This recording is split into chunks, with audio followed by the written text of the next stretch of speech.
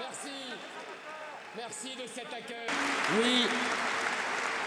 Oui, grâce à eux, grâce à vous tous, la reconquête est désormais lancée. La reconquête de notre économie, la reconquête de notre sécurité, la reconquête de notre identité, la reconquête de notre souveraineté, la reconquête de notre pays.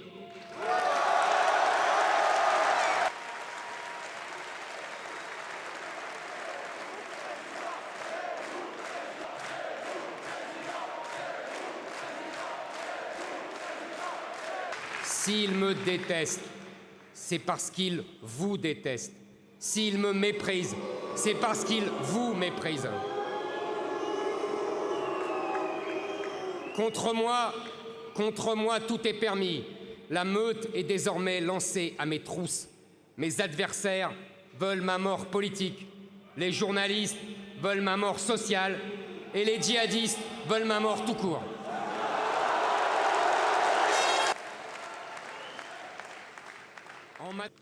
En 2019, la France a laissé entrer sur son sol entre 350 000 et 400 000 étrangers, soit bien plus que la ville de Nice, qui est pourtant la 5e ville de France.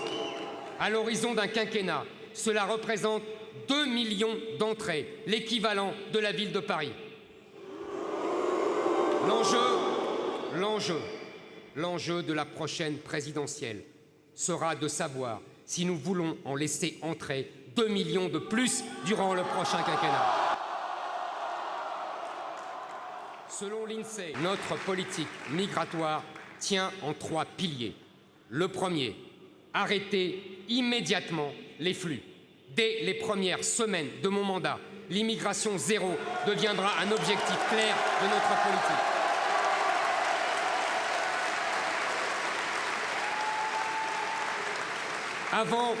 Avant l'été prochain, je veux limiter le droit d'asile à une poignée d'individus chaque année pour redonner son sens à ce droit dévoyé.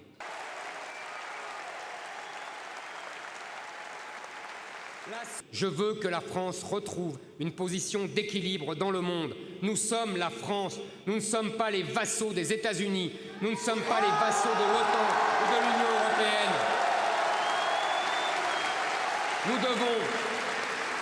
Nous devons parler avec tous les pays, les États-Unis, la Chine, la Russie, mais également nous méfier de tous, car la géopolitique n'est jamais un long fleuve tranquille.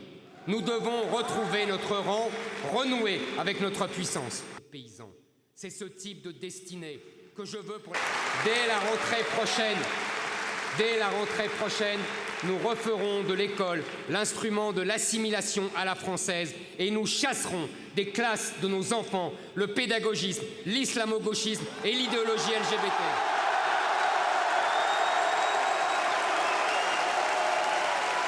L'immigration de masse et l'insécurité permanente. Je le dis